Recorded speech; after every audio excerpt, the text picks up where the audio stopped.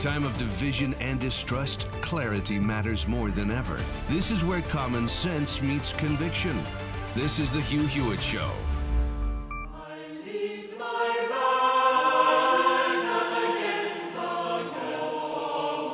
Morning glory and evening grace, America. I'm Hugh Hewitt.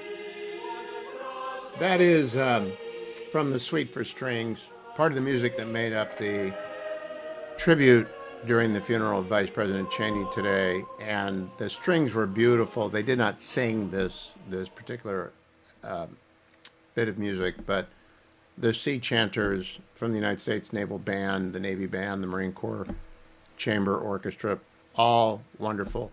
National Cathedral, I hope you got a chance to see it on C-SPAN, was full of people who realized Dick Cheney is a great patriot, a statesman, a public servant of the highest order, who solid, tough, dependable, reliable, loyal, wicked smart, as they would say in Boston. But it came through again and again and again, a man of the Mountain West. He was eulogized by his cardiologist, Dr. Jonathan Reiner, very well, by Pete Williams, who you probably remember from NBC News, but during the first Gulf War, he was then Secretary of Defense Cheney's spokesperson. He was eulogized by three of his grandchildren, Elizabeth, Richard, and Grace Perry, and they were fabulous. Everyone should have grandkids who can stand up and do what they did. He was eulogized by President George W. Bush and by his daughter, former Congresswoman Liz Cheney, and they were all pitch perfect. Some very funny things. I think Grace Perry, talking about her rodeo grandpa, because the vice president in his retirement would drive, I think it's his youngest granddaughter, around in his truck to a variety of rodeo events. So she just knows him as rodeo grandpa. And everybody else, though, knows him as Dick Cheney. Serious, smart, candid, absolutely not to be screwed around with, who had the best interest of the Republic at heart. George W. Bush was both funny and very poignant. Let's play cut number one of President George W. Bush honoring his vice president. 25 years ago, I had a big choice to make, a big job to fill. I want to know all my options, so I enlisted the help of a distinguished former White House Chief of Staff and Secretary of Defense to lead my search for running mate. Dick Cheney and I went through the files name by name. We talked over the various qualities I was looking for in a vice president: preparedness, mature judgment, rectitude, and loyalty. Above all, I wanted someone with the ability to step into the presidency without getting distracted by the ambition to seek it. After weeks of these meetings, I began to have a thought I could not shake. I realized the best choice for the vice president was the man sitting right in front of me, and I told him that. At such a moment, most in this position would have jumped at the chance, but Dick stayed detached, and he analyzed it. Before I made my decision, he insisted on giving me a complete rundown of all the reasons I should not choose him. He also heard one of my top advisors was against the choice, so Dick invited him to make the case. As he did so, he sat there unfazed and expressionless. In the end, I trusted my judgment. I remember my dad's words when I told him what I was planning. He said, "Son, you couldn't pick a better man." That is true then. It is true again today. Here's a longer segment of W's eulogy. I can't play the whole thing. You can go find it on C-SPAN. Cut number 2. In a profession that attracts talkers, he was a thinker and a listener. And when he did speak up, conveying thoughts in that even tone of voice, that orderly, unexcitable manner, you knew you were getting the best of a highly disciplined mind. No colleague, no legislator, no foreign leader who ever met Dick Cheney ever doubted that they were dealing with a serious man. Of course, not every political counselor is cut out to be a political candidate. But Dick Cheney put himself to the test and never lost an election. In fact, it happens that he and I both ran for Congress in 1978. And let me just say the Republican wave didn't reach West Texas that year. He told me a few times what it's like to campaign in Wyoming. Lots of small gatherings and long drives.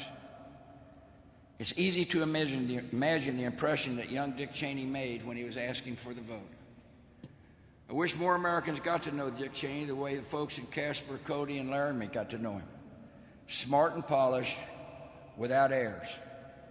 Courteous and approachable, seeing everyone as an equal, a gentleman by nature, and a true man of the West. Dick was funny and easygoing in a style that his public image never caught up with. Though we can all agree he wasn't your standard issue politician. If any voters came hoping for a kind word and a hug, they'd have to settle for the kind word. But you can't question the appeal of the only person from America's Mountain West ever elected to national office. On that score, history should record that I chose my vice president not once, but twice.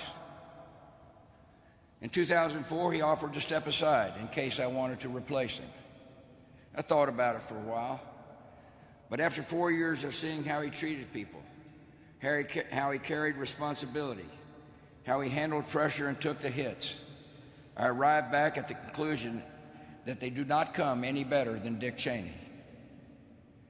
Colleagues from every chapter of his career will tell you that he lifted the standards of those around him just by being who he was, so focused and so capable. In our years in office together, on the quiet days and on the hardest ones, he was everything a president should expect in his second in command. In moments of testing, Dick Cheney was the model of concentration, alertness, and composure. His memoir was titled My Time. His time produced an old breed of public servant, defined by their substance and character. This was a vice president totally devoted to protecting the United States and its interests. There was never any agenda or angle beyond that. You did not know Dick Cheney unless you understood his greatest concerns and ambitions were for his country. Very well said. Congresswoman Liz Cheney also gave a very moving, wonderful tribute to her dad. Cut number 3. To be in my dad's company was to know safety and love and laughter and kindness. There's a picture taken several years ago of him in his cowboy hat and jeans, in a fleece jacket. He has his arm around one of his young grandsons, who's leaning into his warm embrace. Looking at that picture last week, my mom put it best when she said that's what he was to all of us. He was a giant to the end, a lion of a man who loved and served this great republic. The night before my dad died, the sky above my parents' house filled with clouds in the shape of winged angels. I had never seen anything like it. It seemed indeed that angels and archangels and all the company of heaven had come to watch over him. As my dad left this earth, his last words were to tell my mother he loved her. And now, all of us who loved him so dearly say to him, "Good night, sweet dad. May flights of angels sing thee to thy rest." It was a beautiful eulogy by Liz Cheney. Mrs. Cheney, former Second Lady of the United States, didn't say anything. She was the picture of grace. 61 years they were married. It was my great fortune of fetching Mrs. Hewitt to dine with the Cheneys. I last saw him in Northern Virginia. We had lunch together at his home alone. And it was my great pleasure to interview him many, many times.